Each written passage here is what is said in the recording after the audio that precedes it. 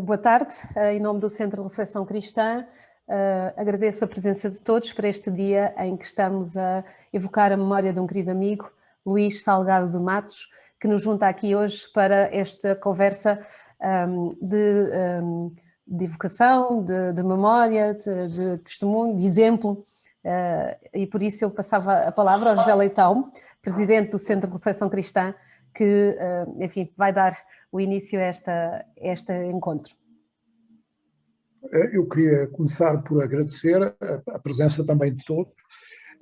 O Luís Salgado Matos era um companheiro nosso, foi membro, era não só sócio do CRC, como era um membro ativo, e nos últimos anos foi vice-presidente da direção do Centro de Reflexão Cristã, entre julho de 2014 e abril de 2019, e atualmente era membro do Conselho Consultivo.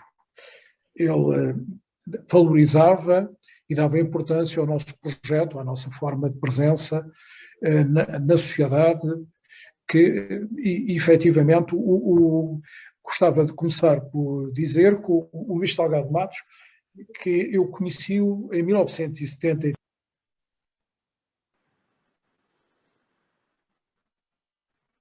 José, desculpa, foi um lapso meu, peço desculpa. Fechei-te o telefone. Estava a dizer, conheci o Luís Salgado Matos quando estava na Juventude Universitária Católica em Lisboa, em 1973.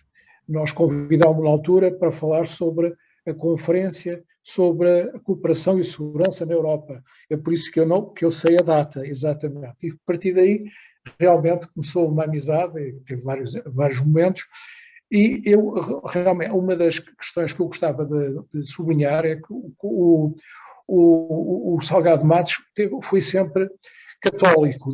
Ele, teve um momento muito importante, que é um momento quando é estudante universitário, e foi preso pela PIDE, foi julgado em tribunal plenário, e acabou por ser absolvido da acusação de pertencer ao Partido Comunista Português, partido a que nunca pertenceu. Mas ele, nessa altura, era dirigente já da Juventude Universitária Católica. Eu penso que talvez o Magalhães poderá reportar-se mais à frente a esse período. Ele teve um papel ativo também no Tempo e o Modo, foi uma revista muito importante, que muitos católicos dialogaram e participaram com outros não católicos, e está aqui também o Amadeu Lopes Sabino, que poderá falar se quiser também. Estou certo que nessa altura, realmente, pelo menos já, se não o conheceu antes, conheceu de certeza nessa altura. O Luís Salgado Matos era licenciado em Direito, apaixonado por Economia, doutorado em Sociologia, e era um cidadão, um investigador que centrou as suas preocupações no Estado, na Igreja e nas Forças Armadas. Foram os grandes temas a que se dedicou, e efetivamente, sobre o qual deixou obras importantes que não irei referir neste momento, porque há quem o vá fazer com mais profundidade. O Luís era também era fundamentalmente um homem livre, que gostava da polémica, não só de diálogo, mas da polémica, discutir ideias, por vezes, controversas e com alguma controvérsia. Mas é muito interessante que, na minha experiência de colaborar com ele na direção do CRC, ele paradoxalmente, foi sempre uma pessoa de um empenhamento no projeto coletivo, sem hesitações, era muito solidário, muito empenhado, o que era interessante, porque ao mesmo tempo era um homem de opiniões muito próprias e de uma grande liberdade de pensamento. Eu penso que ele é realmente uma referência, quer como cristão, quer como pensador, quer como cidadão, porque ele não era só um investigador, era um observador participante, como ele próprio reconhecia. E ele, para além de todo o trabalho de investigação, ele passou por várias funções no governo de transição em Moçambique, quando a independência, pelo Teatro São Carlos, no Instituto Português de Cinema, pela presidência da República no tempo de Jorge Sampaio. Portanto, teve era um investigador que conhecia bem e que se ocupava com muita atenção do estudo de instituições, nomeadamente das 3 instituições que referi. Portanto, é para nós um dever de gratidão e, ao mesmo tempo, é muito importante partilhar convosco e convidar-vos a todos a manter viva e a enumerar todo o trabalho e toda a ação do Luís Salgado Matos. Aliás, estou certo que ele deixou também ainda muita coisa a meio e alguma acabada e por publicar, para além daquilo que nós conhecemos e que são obras muito importantes para pensar a sociedade portuguesa. Muito obrigado a todos e a Inês conduza depois a sessão. Sim, muito obrigada, José Leitão, por este testemunho que é do anfitrião aqui enfim, deste encontro. Queria talvez talvez não, de certeza, passar a palavra ao Dom Manuel Clemente, que nos honra também com a sua presença e que foi logo desde a primeira hora, disse que se juntava a nós. Agradeço e passava aqui a palavra. Muito boa tarde a todos e com muito gosto participo neste encontro sobre o Luís Salgado Matos e o seu significado na sociedade e na historiografia portuguesa mais recente. Enfim, eu agradeço esta possibilidade de intervir. Os padres costumam ir no fim da procissão, mas eu vou já abrir o cortejo, peço desculpa, mas sem mais demoras vamos a isto. O Luís Salgado Matos eu conheci-o ainda antes de pessoalmente, conheci-o literariamente. E conheci-o porque ele se dedicou a um tema que a mim me interessa também desde há várias décadas, que é este da presença católica da sociedade portuguesa, do liberalismo para cá, e das várias modalidades dessa presença, das várias etapas deste percurso, que aliás continua. E que vai muito além daquilo que habitualmente se costuma referir como relações Igreja-Estado, porque isso é a parte institucional de duas instâncias que são também públicas, o Estado completamente e a Igreja também. Mas é muito mais do que isso, porque uma sociedade é a agregação de pessoas e por isso os percursos pessoais são dificilmente limitáveis nestas designações standard. E o Luís Salgado Matos, pelo seu próprio percurso pessoal, desde as suas origens familiares, depois à sua militância na Juventude Universitária Católica e com tudo aquilo que o manteve ligado dentro desta teia de relações católicas, ele sabia de saber próprio e de experiência feita o que é isto de ser um crente, mas pessoalmente com o percurso que teve dentro destas realidades. Porque muitas vezes é isto que falta, ou seja, nós encontramos vários autores a tratar estas temáticas, mas nas quais detectamos a falta daquela base experiencial que faz entender as coisas e perceber as problemáticas. Ora, o Luís Salgado Matos, como outros aliás, mas ele agora muito particularmente, e da maneira sugestiva que ele tinha de andar para diante com os temas, com os assuntos e com as conversas infindáveis, quer pessoalmente, quer por escrito, com e-mail para cá, e-mail para lá, quando entramos nesta era, o Luís Salgado Matos estava particularmente bem colocado para tratar destas temáticas, e assim aconteceu. Por isso nós tivemos que nos encontrar. Eu lembro-me, como primeiro artigo de referência, que li muito atentamente, um texto de sociologia religiosa, que ele publicou, vai para 30 anos, na análise social sobre o episcopado português dos anos 30, 40, 50, 60, até ao princípio dos anos 70, em que ele vai seguindo percurso após percurso, conjugando etapas, datas, e nos mostrou logo, enfim, de uma maneira que ainda hoje não teve seguidores, o que foi essa teia episcopal das décadas centrais do século passado em Portugal.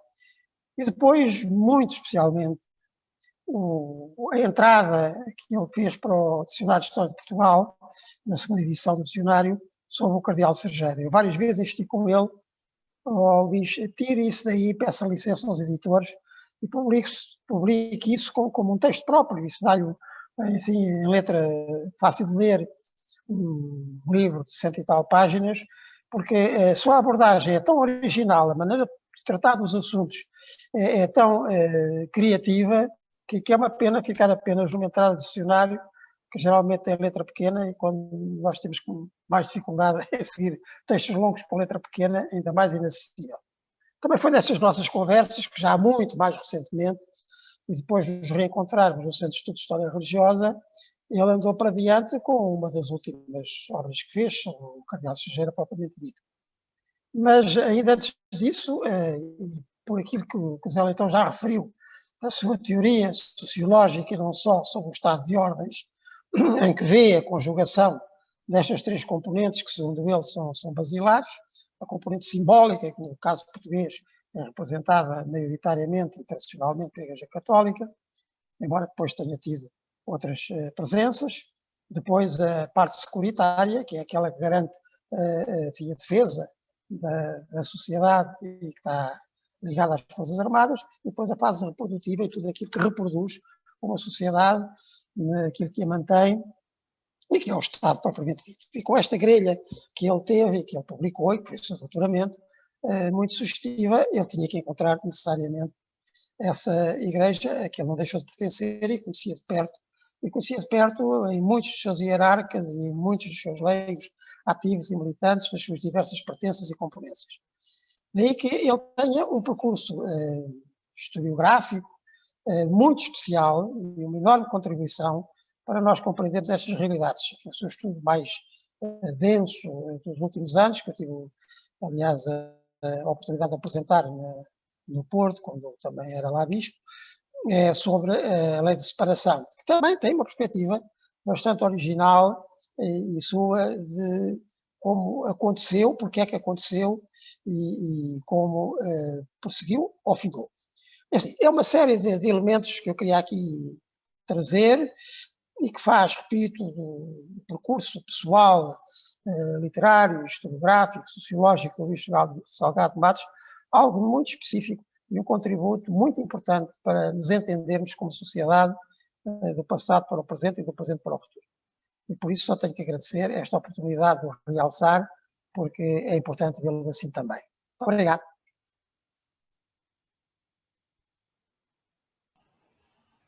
Muito obrigada. Eu vou passar agora, passo a palavra ao Guilherme de Oliveira Martins, que é também Presidente do Conselho Fiscal do CRC. É para mim um enorme gosto, mas uma enorme saudade, uma vez que o Luís Salgado Matos, o senhor Dom Manuel, já recordou aqui, era um conversador absolutamente fantástico e lembro com ele muitas e muitas horas e às vezes até telefonemas dele sugerindo iniciativas, pondo dúvidas, refletindo. Era de facto um homem absolutamente extraordinário, um amigo, uma das pessoas mais argutas e inteligentes que me foi dado conhecer, e de uma imaginação absolutamente extraordinária. Já foi aqui recordado o seu curso de Direito, depois a sua paixão pela economia, e depois a sociologia, um grande sociólogo que foi com obras absolutamente fundamentais, que já aqui foram referidas, designadamente o Estado de Ordens, e essa monumental análise da lei da separação de 1911. Mas já foi também aqui invocado, eu recordá-lo-ia, o Luís Salgado Matos foi redator do Tempo e o Modo, e o Tempo e o Modo, há imagem e semelhança do que tinha acontecido em 1932 com a revista Esprit, era constituído por crentes e não crentes, católicos e não católicos. Esta era uma característica absolutamente fundamental, isso está aliás invocado nos testemunhos, quer do António Alçada Batista, quer do João Bernardo da Costa, e sendo redator do Tempo e o Modo, ele fazia parte exatamente dos católicos. E há um pequeno episódio que tem a ver, aliás, com o facto de o Tempo e o Modo ter sido, as pessoas não invocam muitas vezes isso, a revista mais sacrificada pela censura. Metade dos textos que foram submetidos à censura pelo Tempo e o Modo ao longo da história foram, de facto, censurados. E um dos exemplos tem a ver exatamente com o Luís Salgado Matos, uma vez que há um célebre texto, que foi censurado porque dizia apenas, pela primeira vez desde abril de 1964, não pode esta revista contar com a colaboração do Luís Salgado Matos. Só isto, esta frase, foi censurada. Era naturalmente a notícia de que tinha sido preso, mas, portanto, isto significava naturalmente, por um lado, como a revista era incómoda, como a revista foi incómoda e como abriu horizontes. E os textos, designadamente de política internacional, que o Luís Salgado Matos escreveu no Tempo e o Modo, hoje, lidos à distância, são de facto textos de um grande rigor e de uma muito boa leitura relativamente aos acontecimentos. Recordo que um dos factos que o Luís recordava tantas vezes no auge do verão quente foi a direção do Jornal do Comércio. Ele foi diretor do Jornal do Comércio. Um pequeno jornal económico, não havia jornais económicos, não havia imprensa económica, e os seus editoriais eram profundamente pedagógicos e úteis relativamente à leitura dos acontecimentos, quer nacionais, quer internacionais. Mas o Luís Salgado Matos, além da enorme generosidade, era um homem de uma grande generosidade, além de uma inteligência superior que eu já referi, era um homem de fé, foi sempre um homem de fé. E eu gostava de o invocar aqui, uma vez que não era fácil tantas vezes que essa afirmação fosse uma afirmação tão clara e com uma autoridade fantástica, porque todos nós respeitávamos no Luís Salgado Matos a sua independência, a sua inteligência, e ser um homem de fé nunca pôs em causa a sua capacidade de uma análise muito rigorosa, fria, dos acontecimentos, da história e da sociedade. Nesse sentido, ao relermos a sua obra, que foi tese de doutoramento, sobre o estado de ordens, nós encontramos, de facto, pistas absolutamente extraordinárias, mesmo de uma grande inovação, de uma grande capacidade em termos da literatura comparada, em termos de outros grandes autores. E, portanto, o Luís Salgado Matos tinha essa característica, a característica de ter um pensamento aberto, um pensamento cosmopolita e uma compreensão exata daquilo que era a dimensão dos valores permanentes e a compreensão exata dos factos, daquilo que permanece e do que muda. Faz-nos muita falta continuarmos a poder ter a presença física do Luís, mas temos a presença da sua reflexão, a presença do seu exemplo, e é isso que eu quero recordar aqui. Obrigada. Proponho-vos uma viagem ao passado, aqui uma brevíssima viagem ao passado, para ouvirmos poucos minutos, pouquíssimos minutos, de uma intervenção de Luís Salgado Matos, dia 9 de janeiro de 1988, na RTP, quando era diretor do Instituto Português de Cinema. E vamos, enfim, recordá-lo também desta maneira. O realizador João Botelho está neste momento a concluir outro filme. Chama-se Tempos Difíceis e baseia-se no romance de Charles Dickens, que tem o mesmo nome. João Botelho está a terminá-lo na Suíça, por isso que não se encontra aqui neste momento. Uma informação suplementar. Pode muito bem acontecer que este Tempos Difíceis venha a ser o primeiro filme português a concorrer ao Festival de Berlim. João Botelho não está aqui. Quem aqui está é o presidente do Instituto Português de Cinema, o Dr. Luís Salgado Matos. Dr. Salgado Matos, eu começava por lhe colocar uma questão que se prende diretamente com o Instituto Português de Cinema e com este filme.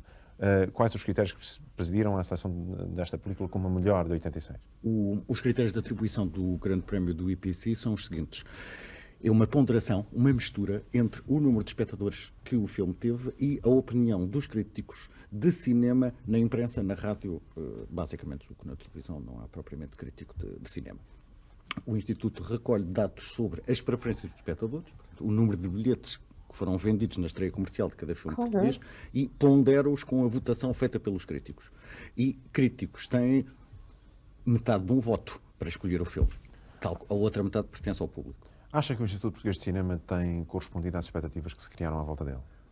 Bom, bem, eu sou o presidente da direção do Instituto, portanto não sou propriamente isento a esse respeito. Nós procuramos corresponder e devo dizer-lhe que julgo que nos últimos tempos foi possível, ou tem sido possível, e não especificamente, ou não exclusivamente pela nossa ação, melhorar um bocadinho um clima de pessimismo nacional, quer da parte dos agentes, quer da parte do público. Sabe que eu lhe fiz essa questão plenamente consciente que o senhor é presidente do IPC, claro, mas também plenamente consciente de que tem havido uma grande polémica à volta da atividade do IPC e, nomeadamente, alguns dos realizadores que pretendem fazer filmes em Portugal não se têm poupado de críticas ao IPC, nomeadamente à sua direção.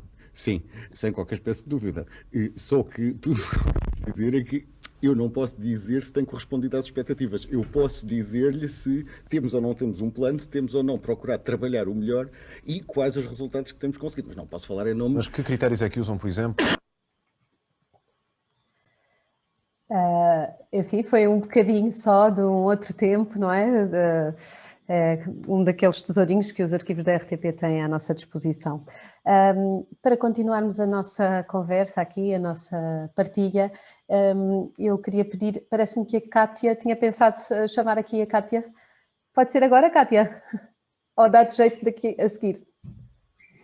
A Cátia Tuna, que é sócia do CRC e a quem passo a palavra. Então, boa tarde a todos. Para mim,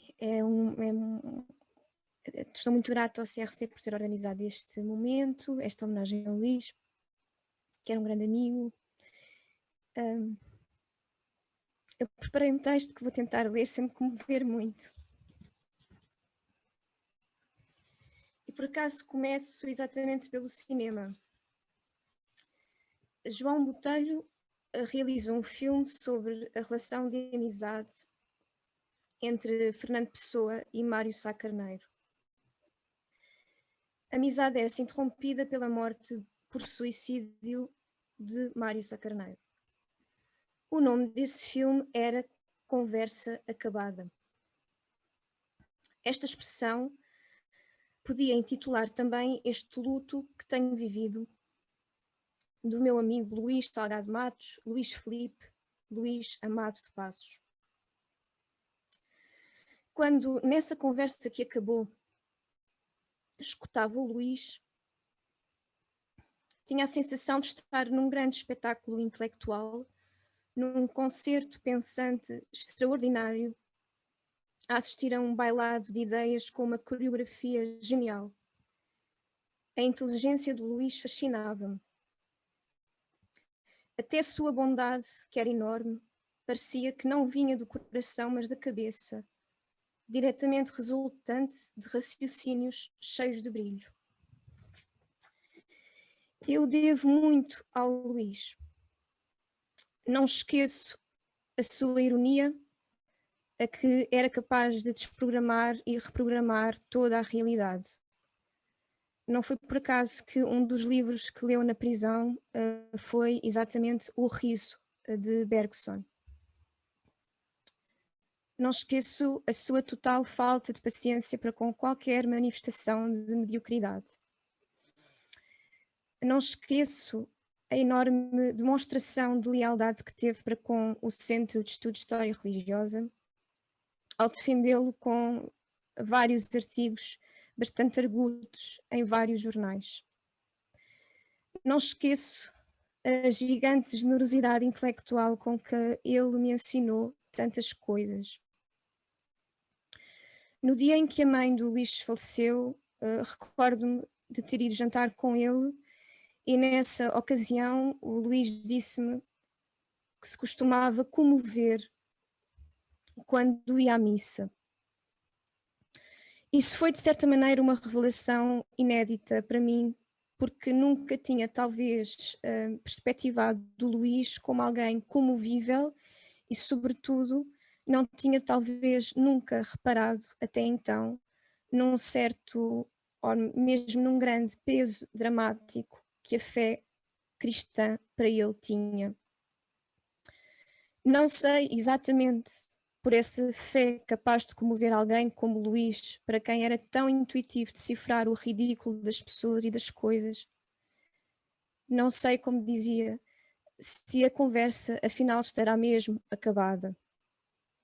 Dias virão e tenho essa esperança em que ela se retomará.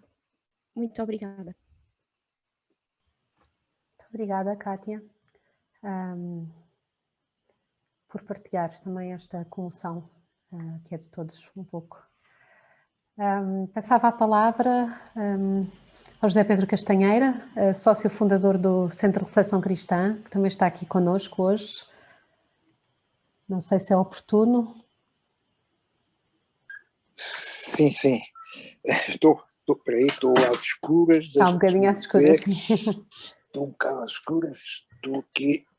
Ora bem, vou ver se encontro um sítio mais decente. Ok. Estou. Está? Já me está a ver melhor, não é? Sim. Ok, está bem. Olha, estou aqui no Alentejo, está um frio de rachar, e ainda só são 7 e pouco, não é?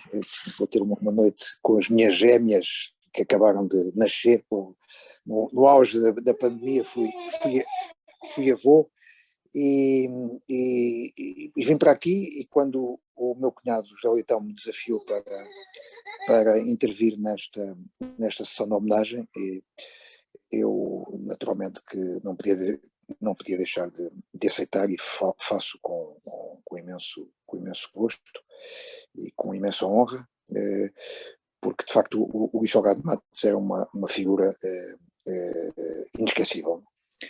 Eu não faço ideia quando é que o conheci, foi seguramente como jornalista, mas lembro perfeitamente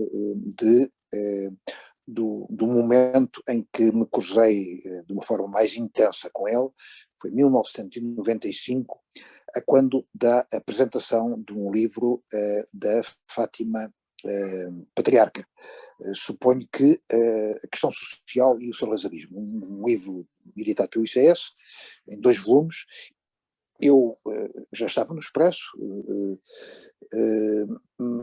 mas nunca tinha apresentado um livro, ninguém me tinha convidado para apresentar um livro, ainda por cima um livro de uma grande investigadora, enfim, sobre uma área que eu, apesar de tudo, conhecia bem. 2 volumes, um trabalho absolutamente marcante na historiografia sobre essa área temática. Quando a Fátima me desafiou para isso, eu quis saber quem é que era a contraparte, porque normalmente as sessões de apresentação, pelo menos na altura, eram sempre feitas por 2 pessoas. E quando ela me disse que o outro apresentador era o Luís Salgado Matos, eu fiquei à rasca, não é? Porque de facto eu sou e era e sou, continuo a ser um jornalista, não tenho sequer licenciatura, enquanto o Luís Salgado Matos é um dos grandes académicos, dos grandes investigadores, um dos grandes intelectuais, era, e infelizmente deixou de ser, continua a ser, porque a obra está viva, evidentemente, mas eu fiquei um bocado, fiquei à rasca realmente. E a Fátima, enfim, teve que usar de todas as suas habilidades e toda a sua argumentação para me convencer realmente a aceitar apresentar o seu livro.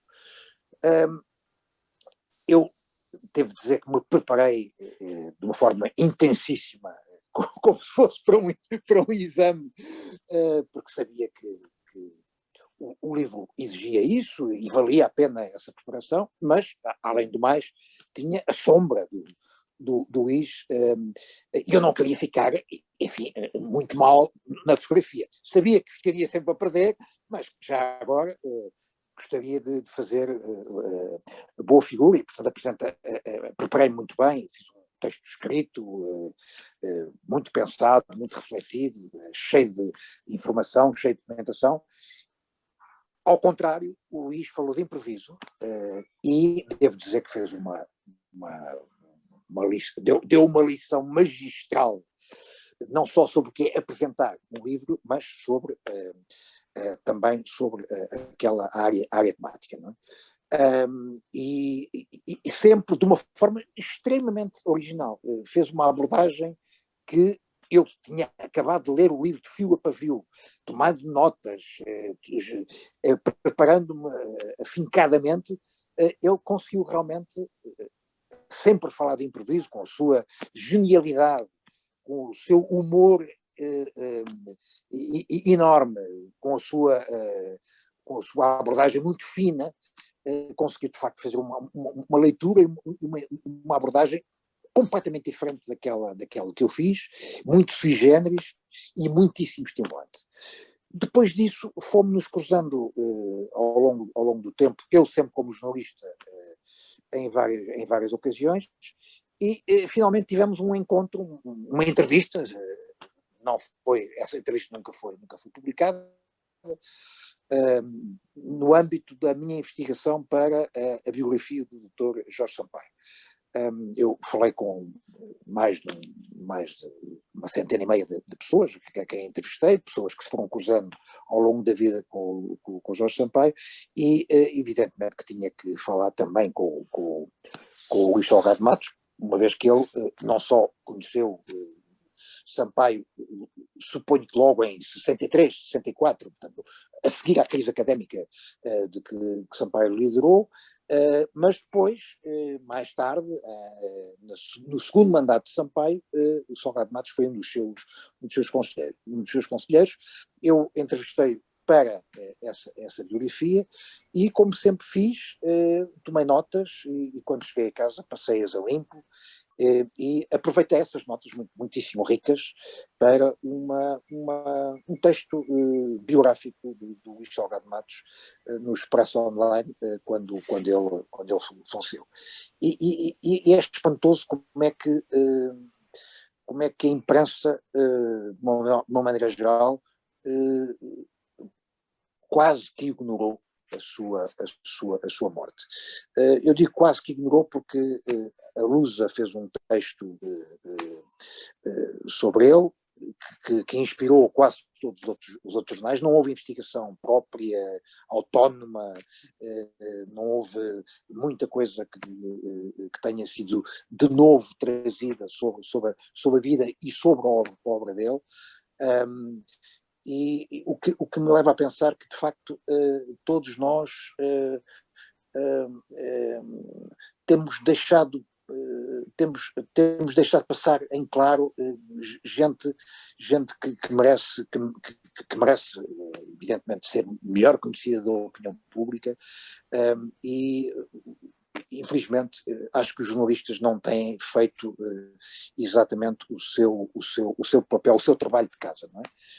E esse texto que eu escrevi para o Expresso deu muito prazer, foi para mim, foi o voltar a contactar e a ler coisas dele, recordá-lo, rememorá-lo e encontrar, de facto, mais uma vez, uma figura intelectualmente absolutamente fascinante e original. Era isto que eu queria vos dizer. Muito obrigada. Eu passava a palavra a Maria de Lourdes Rodrigues, por favor.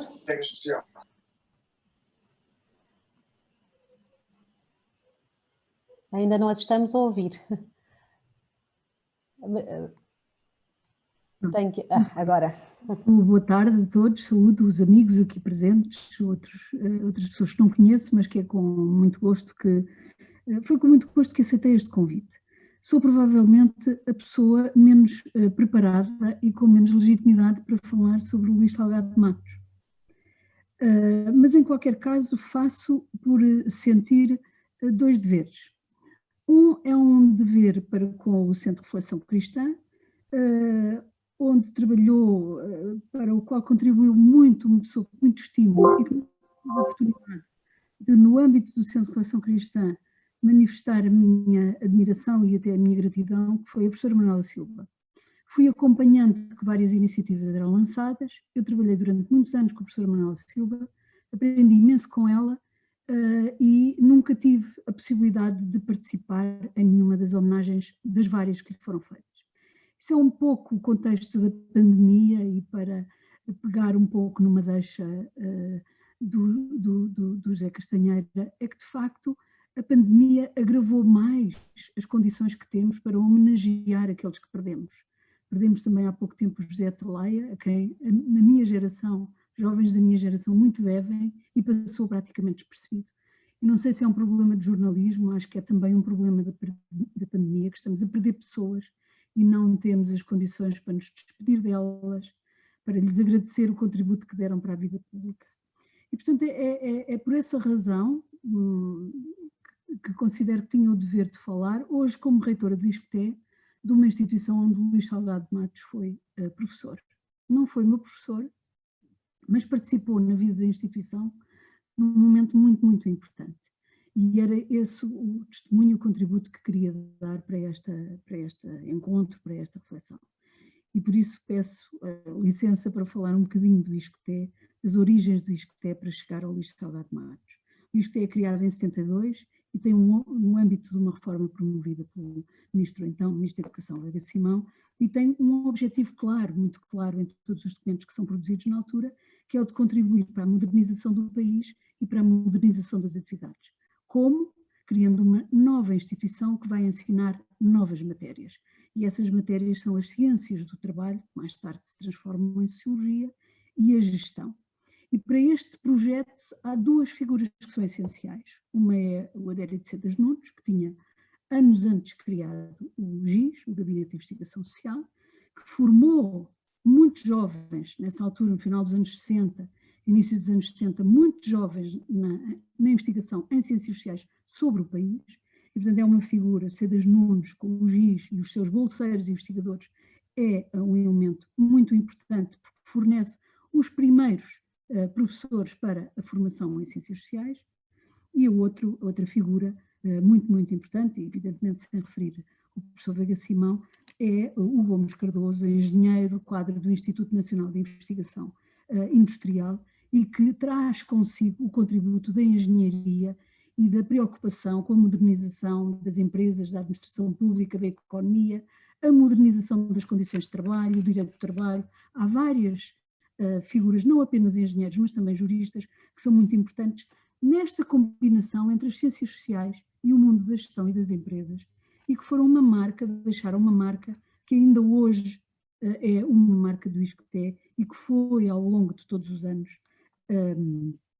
foi ao longo destes anos, esta preocupação, esta orientação para contribuir para a modernização da sociedade, do mundo económico, da administração pública, etc., manteve-se até hoje.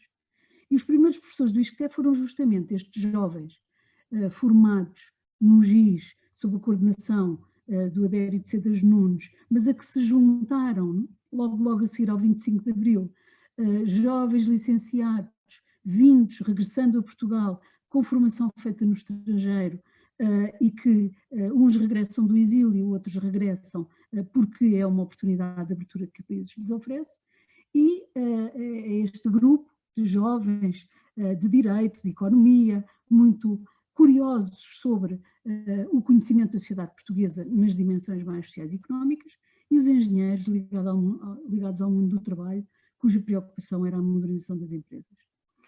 E, portanto, como disse, esta origem marcou para todo sempre, até hoje, já lá vão 50 anos, o ISCTE, e houve uma espécie de, durante muito tempo, o Gabinete de Investigação Social, que hoje é o ICS, viveu nas próprias instalações do ISCTE, e era um mundo único. Estes jovens investigadores, nos quais se inclui Salgado de Matos, circulavam entre o ISCTE e o ICS com uma dupla pertença. Ninguém lhes perguntava se eram do ISCTE ou se eram do ICS ou do GIS, porque era uma e uma única casa. Só mais tarde, já mais tarde é que as duas instituições se separam, mas a marca que deixaram foi uma marca muito importante. Portanto, Salgado de Matos fez parte deste primeiro grupo de docentes do ISCTE que ensinaram a primeira geração de alunos do ISCTE, nas quais eu me incluo. Não havendo uma tão grande diferença de idades, há de facto uma diferença geracional que o nosso encontro é o Luís Salgado de Matos como jovem professor e eu como jovem aluna. E a questão interessante aqui é que são este grupo de professores nos quais se inclui o Salgado de Matos, mas a que podemos juntar o nome de Manuel Lucena, da Fátima Patriarca, que já aqui foi referida, do Vítor Matias Ferreira, de João Ferreira Almeida, de Vila Verde Cabral, que ensinaram e que formaram e fundaram a sociologia em Portugal. E a grande preocupação era a análise e o conhecimento do Portugal em transformação. E instituem e criam os ramos pesados da sociologia, aquilo que eu costumo chamar a sociologia dos ramos pesados. A sociologia política, a sociologia rural, a sociologia urbana, a sociologia do desenvolvimento e a sociologia do trabalho, desenvolvida muito pela Fátima Patriarca, já aqui referida, com obras notáveis. E esta geração, estes primeiros professores, que eu conheci todos como professores, de facto, combinavam este rigor da investigação científica que promoviam, e não iam a assuntos fáceis, como não foi o Luís Salgado de Matos, iam a assuntos difíceis, inabordáveis, nunca antes trabalhados, e portanto absolutamente inovadores. Era todo um campo de descoberta por trabalhar, e combinam essa rigor, essa preocupação. Eram verdadeiros intelectuais, porque não apenas estudavam e ensinavam, como tinham uma preocupação de intervenção e de participação na vida pública, e que hoje, de uma certa forma, se mantém, mas que não foi repetível nas gerações que se seguiram. Isto tudo para dizer que, para mim, o Salgado de Matos foi, durante muito tempo, um ex-professor. Havia bastante proximidade, mas era um ex-professor, com o que isto significa, e venho a conhecê-lo pessoalmente, de uma outra forma, quando fui Ministra da Educação e acompanhei o Presidente Jorge Sampaio numa visita de Estado a Paris, em que o Salgado de Matos o acompanhava. E é a primeira vez, já muito tarde, que tenho a oportunidade de um serão, de uma conversa totalmente desprendida, que não tinha que ver com nada, mas absolutamente fascinante e interessante, e até o primeiro momento muito tardio de uma proximidade maior. E é um cruzamento. Eu soube sempre quem era o Luís Salgado de Matos. O Luís Salgado de Matos não sabia quem era a Maria de Lourdes Rodrigues, mas ainda assim tivemos essa possibilidade de um encontro.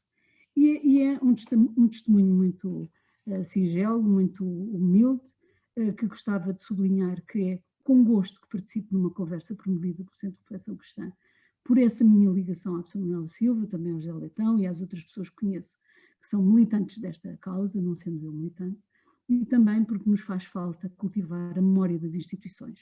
Perceber como algumas pessoas foram absolutamente decisivas para instituições com as quais hoje convivemos com naturalidade, achamos que elas sempre existiram, achamos que elas nos caíram do céu e que não resultaram do esforço e do empenho, da genialidade e da capacidade de inovação de algumas pessoas, como foi o Luís Salgado de Matos. E, portanto, é nessa qualidade de hoje, reitora do ISCTE, reconhecer no Luís, mas também em muitos outros, em nome dele, muitos outros contribuíram para esta. Muito obrigada por esta oportunidade de falar da minha instituição também. Obrigada. Muito obrigada. Agradeço a intervenção da Maria de Lourdes Rodrigues e pedi ao José Vera Jardim se pode, então, seguir esta sessão com a sua intervenção.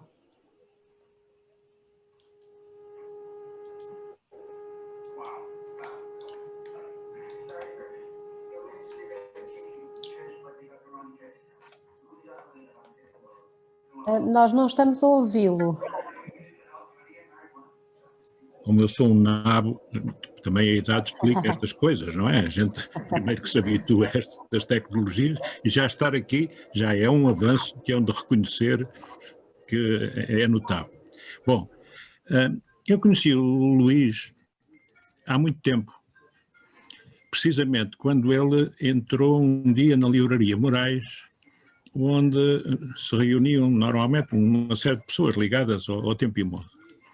Mas conhecer foi uma coisa, ser amigo dele e ter intimidade com ele durou muito mais. Houve aqui um interregno enorme, desde logo causado pela minha ida durante uns anos para cumprir o serviço militar em África, o que me fez perder contacto com muita gente, e depois porque a vida também afasta as pessoas não seguem os mesmos caminhos. E eu só vim a reencontrar o Luís por iniciativa dele, diga-se de passagem, e ainda bem,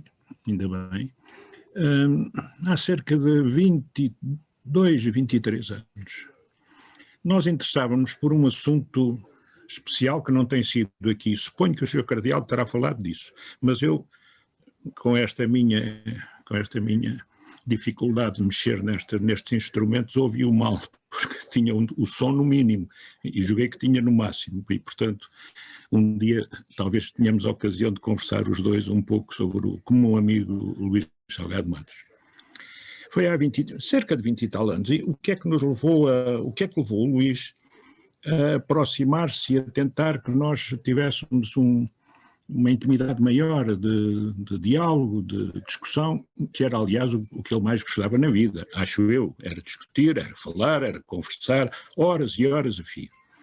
Eu, aliás, tive a sorte, tenho verificado que devo ter sido dos raros, que ia almoçar à casa de Luís, não ia jantar, porque todos sabemos que Luís era um noctívago, gostava de ter as pessoas a jantar, porque depois aquilo devia durar até às 4 da manhã. Eu não sou disso. A partir da meia-noite perco completamente o controle das minhas capacidades intelectuais. Mas qual era o tema que aproximou bastante o Luís de mim? As relações entre a Igreja e o Estado.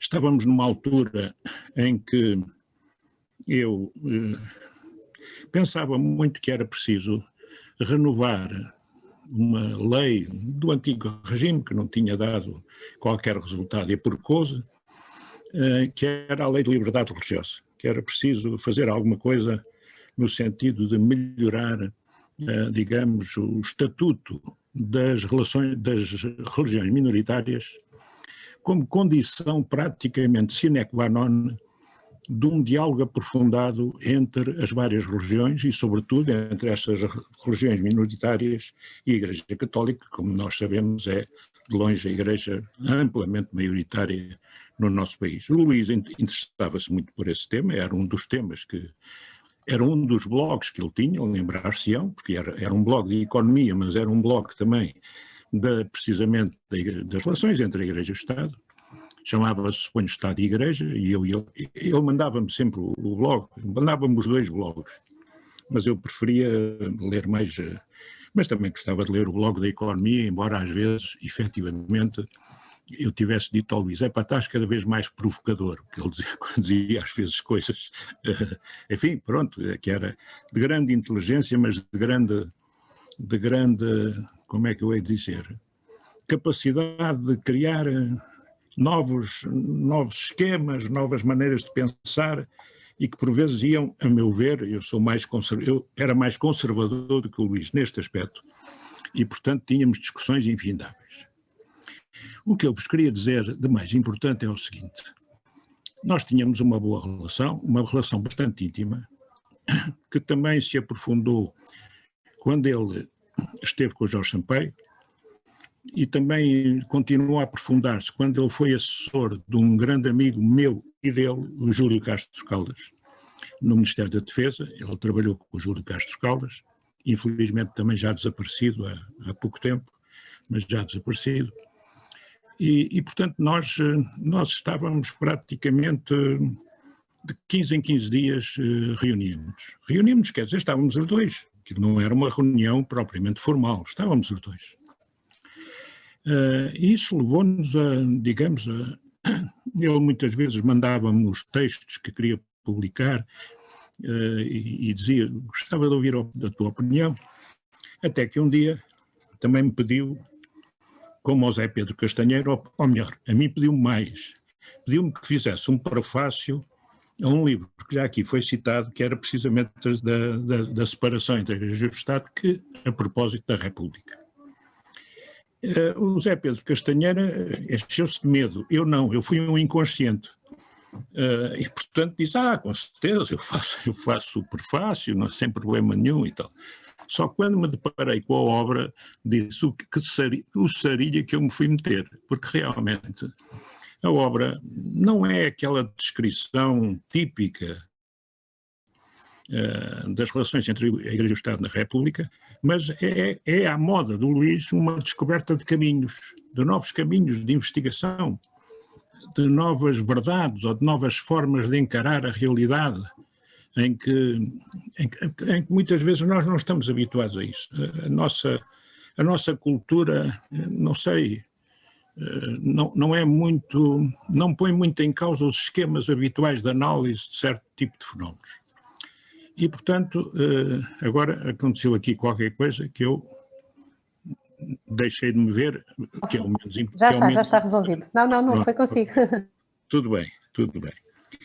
E, portanto, eu quando li o livro pela primeira vez, li-o 4 vezes, disse no que eu me fui meter. Lá consegui fazer o prefácio, que é certamente o mais pobre do livro, mas lá consegui perceber o que é que estava, qual era a tese fundamental, ou as várias teses fundamentais que o Luís defendia. Eu tinha também uma visão um bocado primária dessa, como aliás muita gente tem em Portugal, que é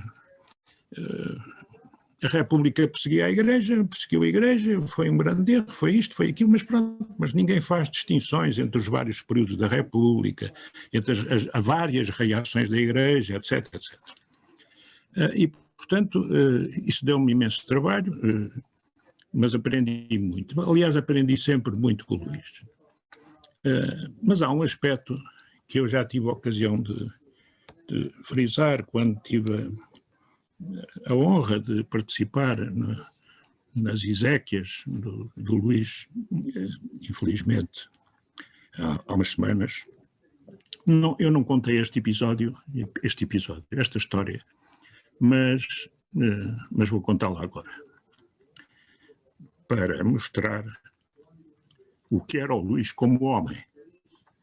Não como intelectual, não como dirigente associativo, não como homem de cultura política, não, nada disso. Como um homem solidário.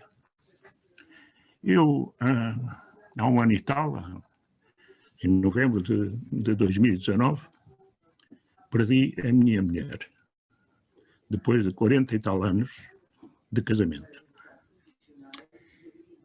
E o Luís conhecia mal.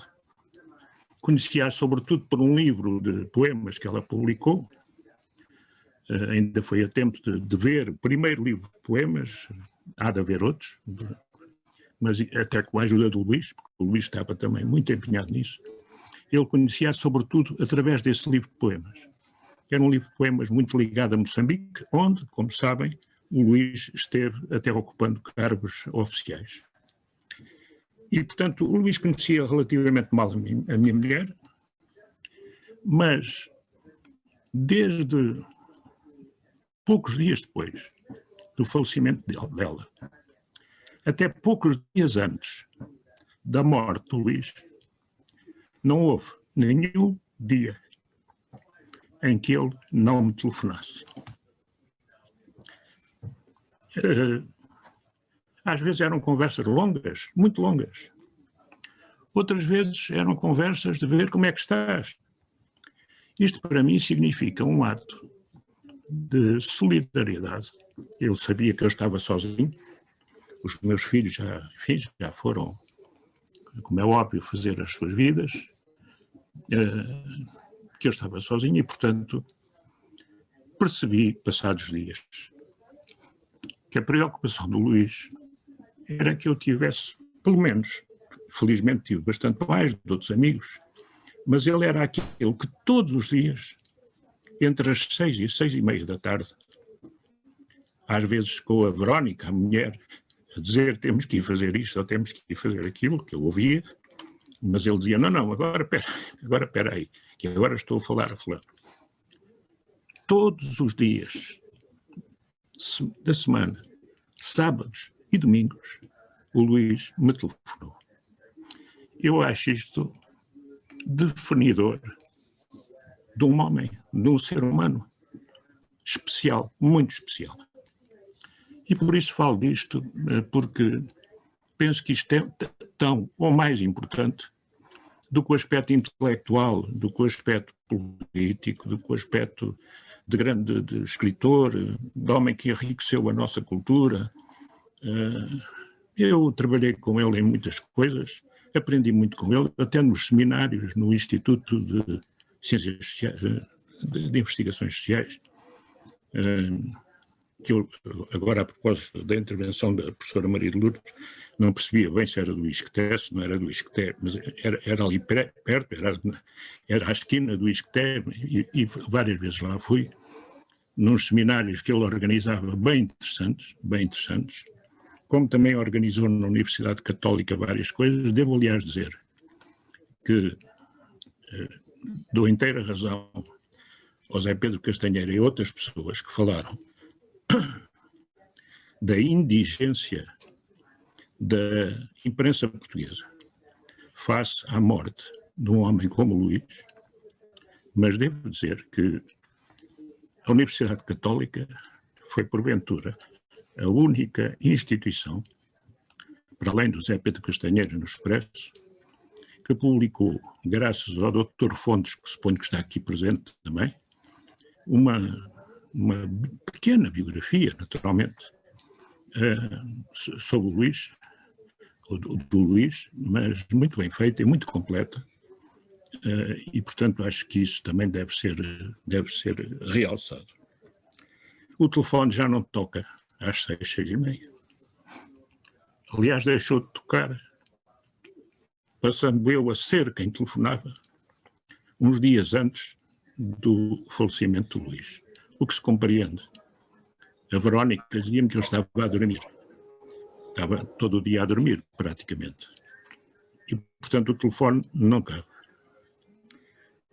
Espero ainda, embora eu não seja um crente a 100%, mas tenho as minhas dúvidas, espero ainda ter a ocasião de lhe agradecer esta companhia que ele me fez durante mais de um ano, quase 2 anos. Muito obrigado pela vossa atenção. Muito obrigada por mais este testemunho.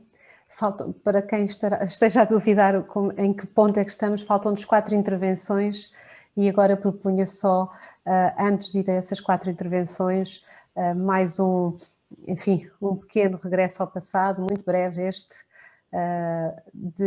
do Luís Salgado Matos, em 3 de julho de 1991, falando de Luísa Todi, quando era diretor do Teatro Nacional de São Carlos.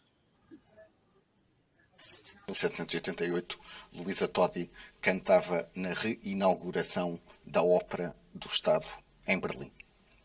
Tinha sido convidada por Frederico II, o rei da Prússia, que, para conseguir os seus serviços, lhe tinha pago 3.000 thalers, tinha-lhe fornecido uma carruagem, comida da residência real, habitação no Paço e 4.000 thalers de gratificação. Era o cachê mais elevado das vedetas da ópera da época. Foi apenas uma breve imagem para vermos outros tempos e outras funções também. Depois a intervenção continua numa nota biográfica da Luísa Todi. Eu convidava agora o Amadeu Lopes Sabino também a fazer uma intervenção, tal como tínhamos falado.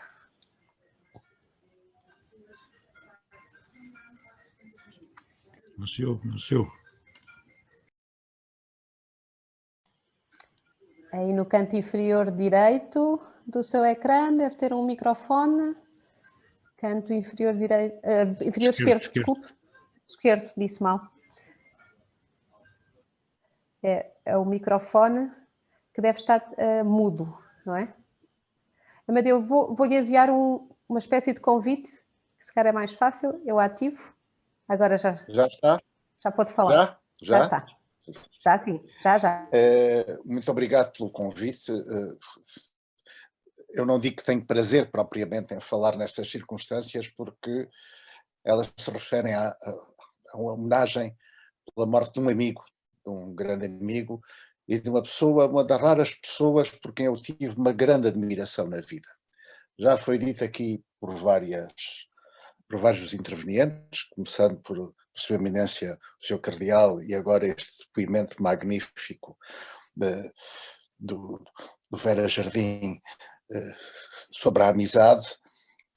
A relação com o Luís Filipe era uma relação profundíssima. Não era possível ter uma relação com o Luís Filipe que não fosse profundíssima.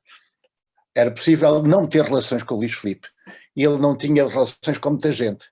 Entre outras coisas, porque ele não suportava a falta de inteligência, a mediocridade e a incapacidade de diálogo que é tão típica da nossa sociedade.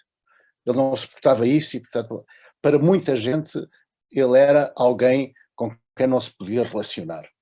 E, portanto, nós estamos aqui todas pessoas que estivemos muito próximos dele, pela amizade, pela admiração intelectual ou pela fraternidade intelectual, mas seríamos capazes de arranjar um painel talvez maior de pessoas que não o suportavam. E esse painel maior só o nobilitaria ainda. Nós perdemos com o Luís Filipe um dos grandes portugueses das nossas gerações.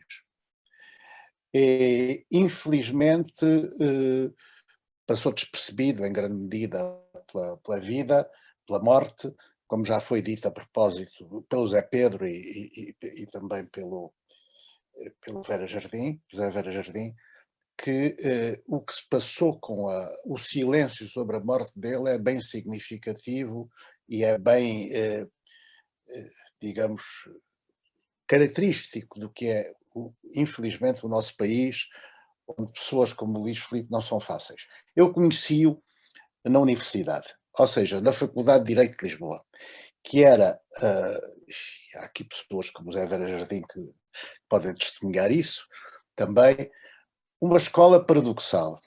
Era paradoxal na medida em que havia a escola oficial e havia depois atividades académicas e atividades associativas que eram em grande medida já a projeção do que vinha a seguir. Ou seja, nos anos 60 e 70 a Faculdade de Direito, as associações académicas, as associações mais, o movimento associativo de estudantes portugueses e tudo o que estava em volta, o Cineclube Universitário, a Livrelco, as associações culturais em torno, pronunciavam o regime que seria instaurado em 25 de abril de 74. Foram a escola de formação do novo regime. Isso é paradoxal, mas precisamente porque é paradoxal tem a ver com o Luís Filipe, porque o Luís Filipe era uma pessoa paradoxal. Era uma pessoa que se inscrevia na tradição académica e que foi capaz, conjuntamente com outros colegas, dos quais eu me inscrevi em determinada altura, eu me inseri em determinada altura, de romper contradições para criar novos movimentos. Refiro-me concretamente a um período que tem a ver com os anos 68, 67, 69, em que na Associação Académica da Faculdade de Direito há uma ruptura com o que era uma certa tradição conservadora e moderada do ponto de vista da ousadia, e que essa ruptura vai aproximar alguns católicos e alguns comunistas, os comunistas rompendo com o comunismo, os católicos rompendo com aquilo que era um certo conservadorismo católico. Portanto, Luís Filipe escreve-se nisso, faz parte do movimento que se refletiu em várias associações de estudantes e que aproximou católicos ortodoxos e comunistas ortodoxos. Ele era uma figura apto para isso. Nunca tinha certezas, e quando tinha uma certeza criava uma nova dúvida. E criava uma nova dúvida e imediatamente rompia com a nova certeza e era capaz de, através da palavra, do intelecto e de uma enorme cultura e de uma enorme inteligência crítica, criticar-se ele próprio, criticar a crítica. Já aqui foi falado por vários dos intervenientes como era frutuoso conversar com ele pela noite adiante. Bom, era extraordinário de facto, porque não só provocava, como se provocava ele próprio e se contradizia. Ele era capaz de se contradizer para depois a seguir destruir o que ele próprio tinha dito e o que os outros tinham dito para recomeçar. E isso era extremamente fascinante, extremamente fascinante. Ninguém podia, contactando com ele e aproximando-se dele, ser insensível a esse charme. Era um homem que nunca tinha certezas, tinha sempre dúvidas. E isso é muito raro entre os portugueses. Já foi dito aqui por vários dos intervenientes, foi referido o percurso intelectual dele. De facto, é multímodo. Ele tanto era capaz de escrever sobre os golpes de Estado para os criticar, como escrever pela maneira como os golpes de Estado podiam ser arquitetados. Era um homem que tanto falava sobre a economia, e nomeadamente as finanças, e nomeadamente o orçamento, ou como a seguir fazer crítica literária. Eu devo-lhe, inclusivamente, das minhas literaturas, um dos mais extraordinários textos que foram escritos sobre coisas da minha autoria e que foram publicados aqui já há uns 3 ou 4 anos, foi publicado na revista Colóquio, porque ele era um homem de todos os instrumentos e em todos era capaz, porque em todos era profundo. A tradição do intelectual é muitas vezes ser especialista de um único tema. Ele era capaz de ser especialista em muitos.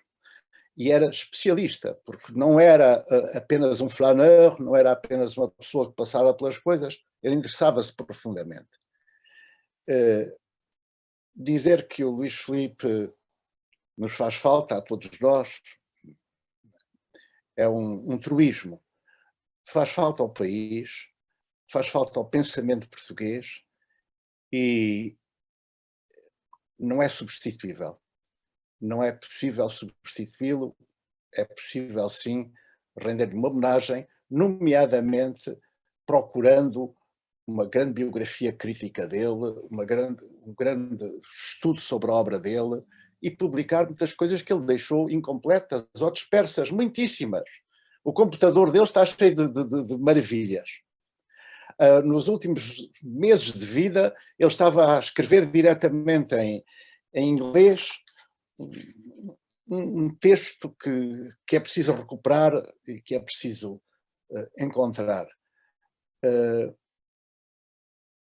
Bom, é tudo, acho que já falei demais e apenas quero agradecer-vos uma vez mais poder recordá-lo. Muito obrigado.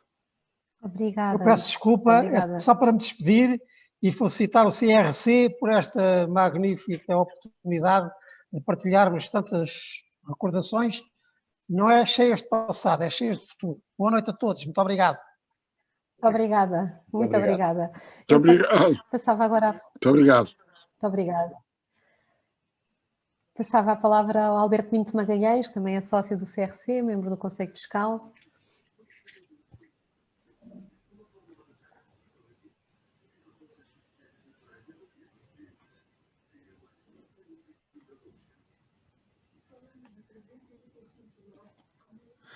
Já se ouve? Já se ouve. Então, boa tarde a todos. Estou um bocado fora deste baralho todo porque conheci pessoalmente o Luís exatamente há 3 anos, numa reunião qualquer do CRC. Mas ele foi importante para mim e para outros colegas meus que estamos no Porto, porque quando ele foi preso em 65, alguém da JUC de Lisboa ligou para nós e disse: opá, façam aí qualquer coisa por eles, por estes tipos todos que estão presos. Então nós juntámos-nos e, enfim, e fizemos um documento, pá, se calhar não se vê nada, mas enfim, em copiógrafo, muito simples, que dizia: quando os direitos da pessoa humana estão em jogo, e escrevemos isto como homens cristãos e universitários. É um documento que tem cerca de 8 páginas, mais uma página ou 2 assinaturas, foram assinados por cerca de 55 universitários, e era um documento muito duro em relação à PIDE, chamemos assim. Mas estava muito bem enquadrado, porque era na altura pouco depois da Paz em Terras, etc. E, portanto, aquilo dava-nos muita defesa em relação à tortura e isso tudo. Devo dizer que conheci o Luís, não sei se já disse isso, não, um dia aí à noite numa reunião do CRC, e há muito pouco tempo. E falei neste documento, nós dissemos: opá, estás preso, foi bom para nós, pá, porque fizemos um documento interessante e ficamos amigos de uma porção de malta da JUC de Lisboa. E pronto, não dizia mais nada. Está claro que eu fui conhecendo o Luís através do Tempo e Modo, do Jornal Público, etc. E pronto, obrigado, boa noite. Muito obrigada também por esta participação. Nós depois, com a sua autorização, até podemos, enfim, partilhar esse documento mais tarde, através dos meios do CRC, porque é também um pouco da história de todos nós, do país, não é? Sim, então, senhora. passava a palavra ao Miguel Raimundo, da direção do CRC. Muito obrigado, Inês, e muito boa noite a todos. Enfim, eu tenho do Luís Salgado Matos o conhecimento também relativamente recente, bastante tarde, conheci já muito tarde, em 2011 ou 2012, através do Zé Leitão e ligado aqui ao CRC, e fizemos parte da mesma direção, e portanto, enfim, foi esse o conhecimento que me marcou bastante logo no início, e através de uma coisa de que vou falar, e já então falámos um pouco que seria interessante dizer alguma coisa sobre isso, já foi falado um pouco, e que tem a ver com as relações Igreja-Estado, sobretudo a partir do blog dele, o Estado e Igreja. Eu, enfim, sendo jurista, trabalhando, professor universitário, trabalhando nesta área, foi logo esse conhecimento que começou quando o Luís Salgado Matos escreveu um texto sobre um texto que eu publiquei em 2012, chamado Direito Administrativo da Religião. Eu não esperava que ninguém lesse aquilo, e muito menos que escrevessem sobre ele, e portanto fiquei, como é normal, contente. Foi uma das pessoas que leu aquilo e que acho que lá está, valoriza o tema das relações Igreja-Estado como um tema central. E isso é uma coisa que sempre, de alguma maneira, nos uniu e estava presente nas conversas, e durante este tempo em que eu o conheci. Eu de facto acho, e há pouco ouvia falar sobre os textos do Luís Salgado Matos, e fico a pensar que alguns que eu percorri agora para preparar estas pequenas palavras do Estado e Igreja realmente mostram que eu acho que aquilo não tem grande paralelo no panorama da escrita pública, não é? Da comunicação social.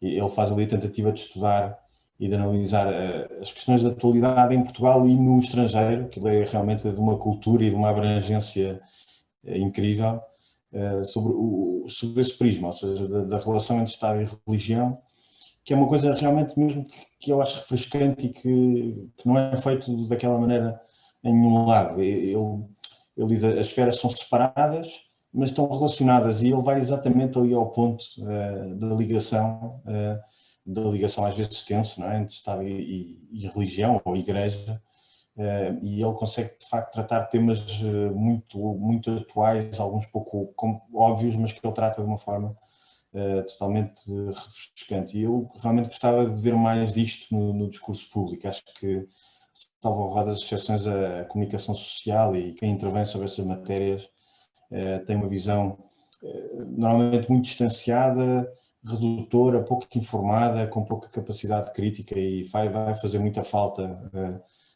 o Salgado Matos nestas temáticas, porque, como já foi dito, via-se que ele tinha apreço pela religião, ou seja, isso é uma coisa que se diz que se calhar só quem tem apreço pela religião é que consegue realmente escrever sobre isto e falar sobre isto desta maneira, mas ele nunca deixava isso contaminar a análise dele, quer dizer, ele tinha sempre aquela agudeza das ciências sociais e que está ali subjacente. Aquilo que está no Estado e Igreja é aquilo que eu acho que sempre admirei no Salgado Matos. Eu acho que aquilo que ele fazia era escrever para informar, quer dizer, ele sentia que tinha uma missão. Era uma escrita que era acutilante, que não deixava passar contradições, irritava-se com a ignorância, como já foi dito. Ele não estava satisfeito com explicações e era cada vez mais incisivo, quer dizer, não contemporizava. Eu sugiro que leiam, enfim, talvez já o tenham feito, aqueles últimos posts. O último tema que ele estava a tratar no Estado e Igreja era a alteração da lei sobre a atribuição da nacionalidade portuguesa aos descendentes dos judeus sefarditas, e quer dizer, é de uma consistência a refutar a argumentação e de uma lucidez que também se encontra nos textos também muito recentes que ele escreveu sobre a eutanásia. Eu acho que o Salgado Matos foi, acho eu, não sei se talvez a pessoa que mais publicamente e de forma mais consistente, eu acho que explicou muito bem, com precisão, as razões pelas quais é importante manter essa porta fechada. Aliás, eu estava a preparar esta intervenção e ao relê-lo, encontrei um texto de 2017 em que ele se pronunciava sobre uns debates organizados na altura sobre a eutanásia e que me pareceu muito atual ler nesta altura. Ele dizia esta coisa que acho que também é muito típica dele. A citação é: os debates não foram para saber se a eutanásia é boa, foram para saber como persuadir os portugueses que uma dada regulamentação da eutanásia torná-la boa. Fim de citação. Quer dizer, era lúcido, assim. Ele denunciava esta ilusão, não é, de que é possível legislar uma eutanásia aceitável. E acho que foi das pessoas que o fez de forma mais, pronto, com aquela capacidade que ele tinha de argumentação. Era um publicista, não é? O que antigamente se chamava um publicista. Ele escrevia sobre coisas de interesse público, tinha qualquer coisa de jornalista. O Estado e a Igreja é uma coisa que eu admiro também por isso. Ele escreve em benefício de um dos maiores déficits da sociedade hoje em dia, que é uma opinião pública livre, esclarecida e racional. Não é? É isso que se sente. Ele estava ali, sobretudo, a tentar esclarecer, e, portanto, mesmo quando ele era duro, não era assim toso. Era também desta maneira que eu conversava. Eu, enfim, não privei com ele tempo suficiente para poder dizer que conversei longamente até às tantas da madrugada, mas falei várias vezes com ele, e muitas vezes até, e eram sempre conversas relevantes, mesmo que fossem sobre coisas corriqueiras. Às tantas estávamos a discutir um tema que eu recordo-me bem de uma conversa que tivemos sobre um arrendamento, e já estávamos a discutir o que era ou não era a maneira cristã de uma pessoa se posicionar no contrato de arrendamento. Foi uma conversa que eu nunca mais me vou esquecer. Ele tinha aquela qualidade de bom académico que hoje em dia é rara, que é aquela capacidade de dizer e de ouvir coisas duras, mas sem ficar ofendido. Quer dizer, ele não ficava ofendido, não era suscetível, não se indignava, admitia que numa conversa as pessoas se entusiasmam, porque estão à procura de qualquer coisa em conjunto e não é para levar a mal, era assim, e aquilo depois acabava e as coisas ficavam bem. Ele tinha muito bom sentido de humor, uma pessoa ri-se a ler aquelas coisas do Estado e Igreja. Ele tem, enfim, claro, com as devidas diferenças, mas uma coisa que eu acho que se encontra, por exemplo, no Camilo Castelo Branco, que é ele está confortável em 2 planos. Ele está a falar de coisas sérias e diz as coisas, e diz bem, muito bem, mas depois está muito próximo do leitor, quer dizer, está muito próximo do leitor, é muito interativo, é uma escrita realmente, enfim, que eu acho que não tem muito paralelo nas coisas e que era uma coisa que eu queria aqui deixar desta maneira aqui. Um abraço ao Salgado Matos. Muito obrigada, Miguel. Passava a palavra ainda ao João Miguel Almeida, também da direção do CRC. Obrigado. Eu agradeço muito esta oportunidade de participar numa homenagem ao Luís Salgado Matos, até porque é uma oportunidade de fazer o luto. Eu fui apanhado de surpresa pela morte de Luís Salgado Matos. Havia pessoas próximas que sabiam que ele estava gravemente doente, mas eu não sabia. E a última vez que eu troquei uma mensagem com o Luís Salgado Matos foi umas semanas antes dele morrer, e eu não sabia que estava gravemente doente e convidei-o para participar num workshop online que eu organizei. E ele não me respondeu ao e-mail, eu estranhei um pouco, e passado um dia ou dois enviou-me um e-mail a pedir desculpa por não ter respondido ao e-mail, mas dizer que não via os e-mails todos os dias. Portanto, nós vivemos numa sociedade em que as pessoas arranjam desculpas para tudo e mais alguma coisa, e ele preferiu desculpar-se, dizendo que, passando por distraído, a desculpar-se com o facto de estar gravemente doente. E acho que isso diz muito da personalidade do Luís Salgado Matos. Eu escrevi um texto para organizar as minhas ideias, que eu vou seguir mais ou menos. Eu conheci o Luís Salgado Matos no âmbito das atividades do Centro de Estudos de História Religiosa da Universidade Católica Portuguesa, pois ele, a partir de certa altura, começou a aparecer no Seminário de História Religiosa Contemporânea, se realizava uma vez por mês aos sábados de manhã. Ele seguia sempre com interesse as comunicações e comentava-as, sempre aliando a erudição, o humor, o sentido de provocação e a exigência metodológica. Não era arrasador em público, mas não se coibia de comentar durante uma apresentação. Não tem metodologia, era um comentário que ele podia fazer para o lado. A seguir aos seminários havia um almoço num restaurante próximo e era sempre enriquecedor ouvi-lo falar sobre qualquer assunto, desde filmes a acontecimentos políticos, por vezes contando histórias e comentando aspectos de personalidades da vida artística e política portuguesa. A mesma atitude tinha noutros convívios em privado, tive alguns em casa dele ou em restaurantes. O último até foi com o grupo do Centro de Reflexão Cristã. Depois estive com ele na direção do Centro de Reflexão Cristã, num período em que a associação atravessava dificuldades de renovação e inclusive dificuldades financeiras. Fez o que estava ao seu alcance pela revitalização e pela continuação do Centro de Reflexão Cristã. Durante o período de crise desencadeado pela necessidade de deixar a sede na Rua Castilho, apoiou a solução da passagem do CRC para o Centro Nacional de Cultura e apoiou a solução apresentada pela liderança do José Leitão. Tive o privilégio de o ter como meu argumento principal na defesa da minha tese de doutoramento. O meu orientador de tese era o Fernando Rosas e eu tive a sensação de estar a assistir a um ato de uma longa peça de teatro entre o Luís Salgado Matos e o Fernando Rosas, de uma amizade também com uma dimensão de rivalidade e de controvérsia, que já não sei se começou, mas teve um momento importante logo em 1965, quando ambos foram presos. Estavam ambos, o Fernando Rosas e o e o Luís Salgado Matos no primeiro ano da Faculdade de Direito, e portanto a minha defesa de tese de doutoramento também teve um bocadinho dessa longa história, e o Luís Salgado Matos foi bastante crítico, portanto desempenhou como se esperava o papel do argumento principal, mas ele ficou muito irritado com uma bagafa que eu cometi, porque eu estava muito nervoso, e a seguir a uma crítica que nem foi do Luís Salgado Matos, foi de outra pessoa que estava a exercer a arguência, eu tive uma quebra e passei a palavra à mesa. Já não sei exatamente que palavras é que disse, mas no fundo o que eu fiz foi, estando a defender a tese, passar a palavra à mesa. E ele, depois da defesa da tese,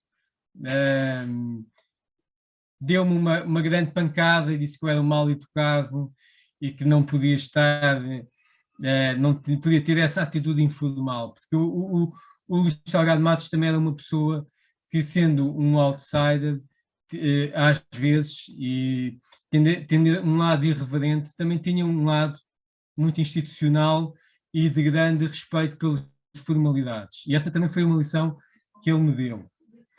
E eu queria terminar com uma caracterização do Luís Salgado Matos e dizer que, se tivesse de escolher uma palavra para caracterizar o Luís Salgado Matos, escolhia uma palavra usada pelos gregos da antiguidade, que é a parrésia. Eu vou escrever aqui no bate-papo, porque a palavra não é assim muito habitual. O praticante da parrésia na antiguidade era, a exemplo de Sócrates, aquele que dizia a verdade por sua iniciativa no exercício da sua liberdade. Não qualquer tipo de verdade, mas uma verdade que assumia como sendo a sua própria opinião, e que era geralmente uma verdade incómoda, que se fosse dita implicava algum risco para quem a dizia. Não qualquer tipo de risco, mas inclusive o risco de ferir ou de causar cólera no interlocutor.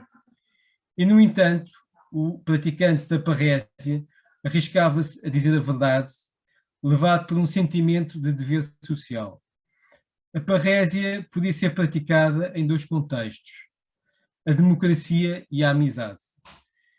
Eu acho que o Luís Salgado Matos praticou a parrésia em muitos contextos: na vida académica, no jornalismo, na blogosfera, nas suas incursões políticas e na sua vida privada, e também na amizade.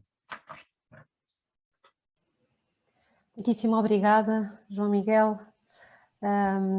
Terminamos, mas não antes de pedir ao José Leitão que dê aqui uma palavra final. Da minha parte, queria só recordar que tanto a Assembleia da República como a Assembleia Municipal de Lisboa aprovaram por unanimidade votos de pesar pela morte de Luís Salgado Matos. José Leitão? Não, eu só queria agradecer a participação de todos. Eu penso que foi...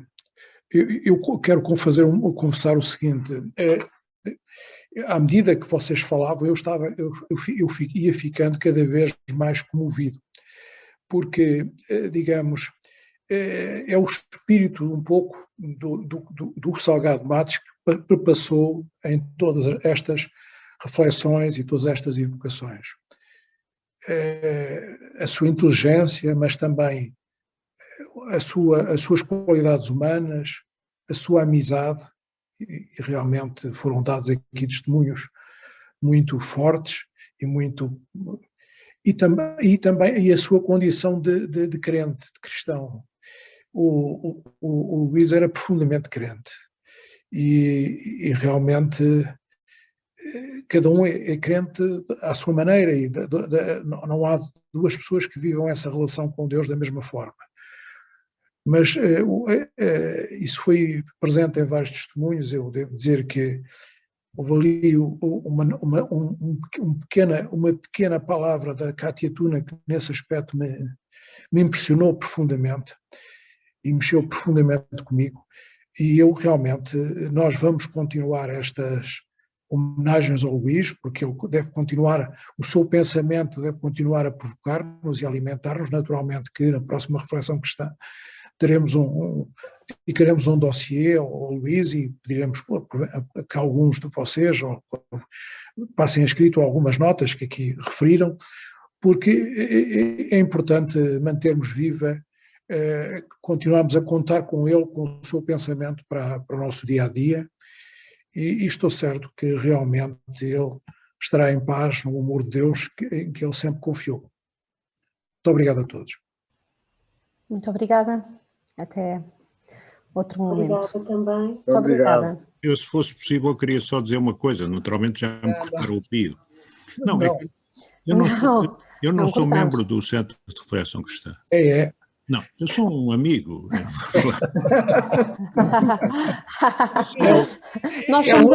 Nós somos visionários, portanto, o José. Deus a todos. Deus, muito obrigada. Eu